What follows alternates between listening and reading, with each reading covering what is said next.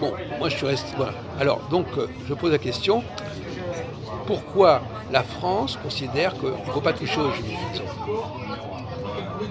Pourquoi l'antisémitisme n'est pas le racisme? Pourquoi la condamnation de l'antisémitisme n'est pas vécue comme celle du racisme? À ton avis, Oui, ça va plus loin vu la culpabilité de la France, vu ce qui s'est passé sous Pétain déjà. bon, d'accord, oui. L'irréparable, Oui. disait Jacques Chirac. Mais à mon avis, il y a une explication plus intéressante. Oui. C'est que quelque part, les Français sentent qu'ils ont besoin de nous. Ils ont besoin que la France sans les Juifs, c'est quelque chose qui ne fonctionne pas. Alors que la France sans les Africains, au fond, on s'en fout. Tu vois ce que je veux dire? C'est quelque chose qui est beaucoup plus grave. Dans le même temps, dans le petit groupe, c'est nié. Quand je leur dis, une fois de plus sortant de mes gonds, j'ai dit, même pour vous torcher le derrière, vous auriez besoin à la limite, c'est nié, et ils parlent, certains, de leurs origines saxonnes, Oui. et en disant que y a un apport, on est loin d'être nul, mais finalement, ils n'auraient, discours explicite, ils n'auraient aucun complexe vis-à-vis de nous, et la France pourrait au contraire se passer... Oui, mais le groupe en question, c'est pas la France. Oui, voilà. Bon, Ok. c'est pas la France. On constate qu'au niveau, je sais pas, dans la soirée sur l'anti, il y avait au moins 20 ministres. Je sais pas si c'est Absolument. bon, alors bon. À la manifestation, il y en Oui. avait 14. Bon, alors donc, à République. Bon, donc c'est pas du tout vécu de la même manière. Mais il y a quand même cette culpabilité Oui, à l'époque mais de la Shoah. je crois que ce n'est pas simplement la question de la culpabilité. Ça serait dommage que ce ne soit que ça. Ouais. C'est la conscience que les Juifs ont un rôle à jouer dans cette société en France. Oui, un rôle. Et que quelque part, d'ailleurs on en a parlé tout à l'heure, quelque part on ne peut pas s'en passer, alors que le racisme ordinaire, il vise des populations qui, quelles qu'elles soient, n'occupent pas un rôle aussi important que les Juifs. C'est pour ça qu'on ne plaisante pas avec la question de l'antisémitisme. C'est une question très pratique, c'est-à-dire que tout simplement, c'est même pas reconnu explicitement, mais les Juifs, ça compte dans la société française. Alors que les Africains et les Arabes, ça compte pas. Sauf à la marge de la classe politique, car Jean-Marie Le Pen, mais déjà peut-être à moitié gâteux, ou en tout cas très très vieillissant et souffrant, s'est moqué un peu de nous, et je crois qu'il y a eu une déclaration, un petit texto, un truc, le montage des cimetières, soi-disant, la victimation, lui apparemment n'a pas besoin de nous. D'accord. Bon, mais c'est... Non, mais autrement... Mais bon... J'entends bien ce que tu dis pour la quasi-totalité je crois que c'est quelque chose, ils sentent que c'est important. C'est important. On est important et on reconnaît notre importance. D'ailleurs, Valls se disait, non, ce n'était pas simplement une question de bon sentiment, c'est du réalisme quelque part. Il serait dommage que les Juifs quittent la France. Alors que d'autres populations, ce serait peut-être un bon débarras à la limite. Enfin, ce serait pas très, ça sera pas, les Juifs, c'est un peu les ressources vives de la France quelque part. C'est pas des gens qui viennent travailler comme ça, c'est vraiment les forces vives, pour dire les choses comme ça. Alors pour continuer... Et puis toutes ces valeurs, soi-disant, judéo-chrétiennes, c'est un peu des racines communes. Voilà, c'est ça, mais oui, c'est ça. Voilà. Donc c'est pas du tout... Parce que l'autre jour, j'entendais quelqu'un qui disait « Oh, racisme, antisémitisme, c'est pareil ». Mais non, c'est pas du tout pareil. C'est pas du tout vécu de la même manière. Et on coupe si tu... de toute façon, pour toi, mais je connais tes idées, ce que tu envisages. Donc il est clair que les Juifs ont un rôle fondamental dans la société française. Et même, j'irais même plus que d'une certaine manière, la notion même de terre... La notion de terre promise ne vise pas forcément la Palestine. Que peut-être que la France est une terre promise pour les Juifs. Parce qu'au fait, la terre promise est comme quelque chose qui est un peu décalé. Qu'est-ce que c'est que cette malheureuse terre promise? Alors on a un Dieu tout-puissant qui s'adresse à un petit peuple et qui lui propose une petite terre promise de rien du tout. Moi je trouve que c'est dérisoire, personnellement. C'est pour ça que je n'arrive pas à prendre le sionisme au sérieux. parce que visiblement, il s'agit de ce que j'appelle une prophétie, parce que ça fait partie des prophéties qu'on a cru accomplir. Toute l'histoire dans ce domaine-là, on dit cette prophétie est en train de s'accomplir. Alors Moïse, parce qu'il y avait certainement une prophétie sur la terre promise, il dit voilà, votre terre promise c'est ça. Jésus, le Messie, c'est ça. Et pour moi, ce sont toujours des mystifications. Et peut-être que maintenant, tu connais ma thèse là-dessus, depuis 500 ans à peu près, on entre vraiment dans les temps prophétiques. C'est-à-dire que les Juifs sont vraiment en train de changer, ils jouent complètement leur rôle, et c'est pas en restant cloisonnés en Israël qu'ils pourront s'exprimer. Hein.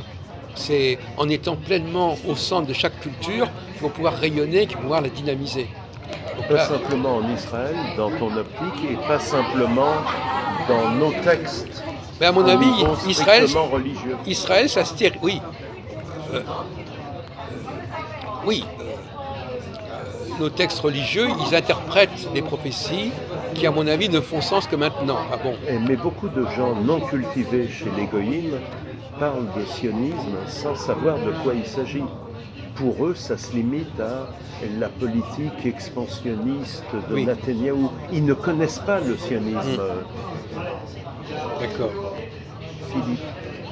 Oui, ça j'imagine. Non. Mais le sionisme, c'est pas une position de repli, d'enfermement des Juifs. D'ailleurs, il y a quelque chose d'assez étonnant, on va peut-être scandaliser, je veux dire, mais la notion de rassemblement des Juifs, c'est quand même un truc un peu sinistre. Parce qu'il y a eu le rassemblement des Juifs en Israël, et puis il y a eu les camps de concentration. Donc, je crois qu'au contraire, quand on veut concentrer les Juifs quelque part, ça devient très, très dangereux. Les Juifs sont là pour essaimer, pour influer, mais pas pour être réunis comme ça dans un coin. En même temps, c'est une conséquence de la Shoah, le fait d'avoir un État juif. Sauf que c'était déjà prévu avant, parce que le sionisme, il n'a pas attendu la Shoah pour exister. Puisque Herzl, c'est 1897-98. Et le foyer juif, c'est 1917. Le Kurdistan, il est prévu aussi depuis la fin de la Première Guerre mondiale. Et il n'y a pas eu. Ça ne s'appelle pas le Kurdistan. Oui. Non, ça s'appelle il y a un autre nom qui a été prévu. C'est Staline qui avait élaboré un État juif en Sibérie. Je parle le Kurdistan pour les Kurdes. Ah oui, d'accord. Pour les Kurdes, il n'y a pas eu. Oui. Donc, c'est le dernier coup de pouce, malheureusement sinistre, la Shoah, qui a fait que... Mais je comprends ce que tu dis. Un vieux juif m'expliquait il y a longtemps, c'est dispatché, quel mot affreux, mais toute sa famille, et il disait il vaut mieux...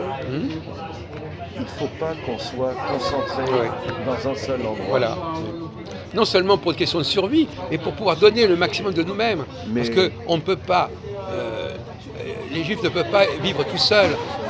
Il faut qu'ils dynamisent une culture, donc cette culture, elle existe. Mais ils doivent être imprégnés, immergés dans une culture donnée. Mais toi qui parlais de réalisme tout à l'heure, je te rassure, même quand le ministre de l'Alia et un autre ministre ont dit la semaine dernière « Juifs de France, préparez vos valises et venez », en réalité, ils ne pourraient pas recevoir tout le monde. Ils le savent, ce n'est pas l'Israël de l'époque pionnière et idéaliste. Donc en fait, en partie, c'est un jeu, un peu de propagande, un petit coup de pouce utile, mais si tous les Juifs du monde entier venaient en Israël... Mais ce qui est encore pire, c'est que quelque part, les sionistes parient sur le fait que les Juifs seraient mal en point dans l'exil. Et ça, c'est très sinistre. En fin de compte, ils sont... Et d'ailleurs, il y a toujours eu un rapport assez bizarre entre les antisémites et les sionistes. Les antisémites étaient très favorables au sionisme, par exemple. Drummond était favorable à Herzl. Et actuellement, les antisémites, ils roulent pour Israël, à la limite. Si ça a pu marcher aussi, c'est parce que pendant des siècles, il y a quand même eu des souffrances terribles. Autrement, le sionisme n'aurait jamais eu prise sur... Donc c'est l'œuf et la poule et bon... Oui, mais le problème, c'est qu'il y a eu On peut continuer effectivement. Une mutation des juifs, des gens comme Marx, Freud, Einstein, Edgar Morin ou n'importe qui, c'est pas des juifs religieux. Donc le religieux n'est plus ce qu'il était. Mais par contre, pour les juifs, le religieux n'est pas ce qu'il était. Et pour les chrétiens, les juifs, c'est quand même le problème pour leur propre religion, c'est la remise en question de leur religion. Et moi, je répète encore une fois, moi je suis pour développer un antichristianisme assez fort. Et à mon avis, contrairement à ce qu'on pourrait croire, ça peut peut-être équilibrer les choses. Ça nous conduirait trop loin, c'est en aparté. Malgré tout, il y a deux exemples qui ne sont pas bien choisis de ta part, Oui. malgré le respect Vas-y. que j'ai pour toi, mais c'est archi secondaire, c'est en aparté. Parmi les gens que tu citais, c'est que le Edgar Morin, en vieillissant, ok, c'est un monsieur très intéressant. Il a 95 ans. Oui, mais est-il toujours... est-ce que c'est quand même un juif il y a une dérive. Et Marx, qu'est-ce qui restait de son judaïsme? Attends, je crois que tu n'as pas compris que pour moi, être juif, c'est pas le respect du judaïsme.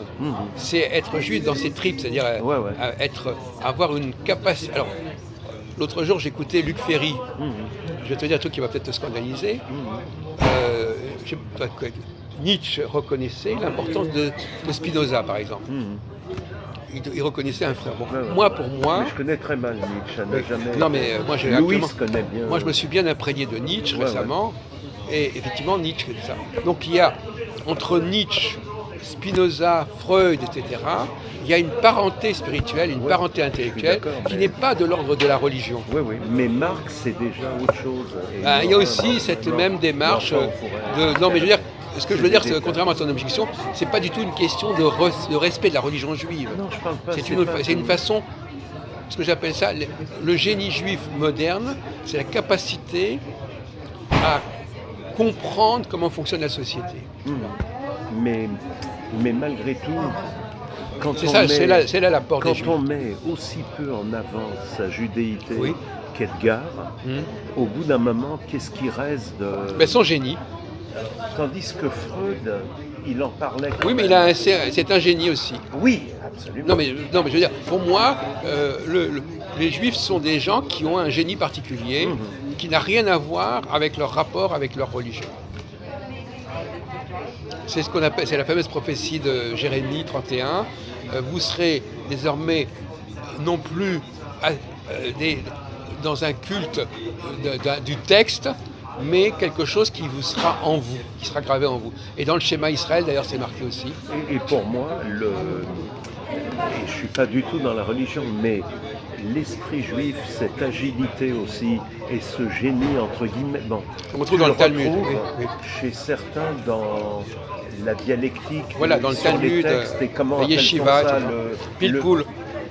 Donc, attends, Dieu sait, sans jeu de mots, que je ne m'identifie pas à ces rabbins. Mais en même temps, ils ont cette particularité-là. De même qu'on pourrait citer aussi Jacques Derrida, par exemple. On pourrait citer Lévi-Strauss, ou Durkheim, etc. Bon, voilà, on va changer dessus.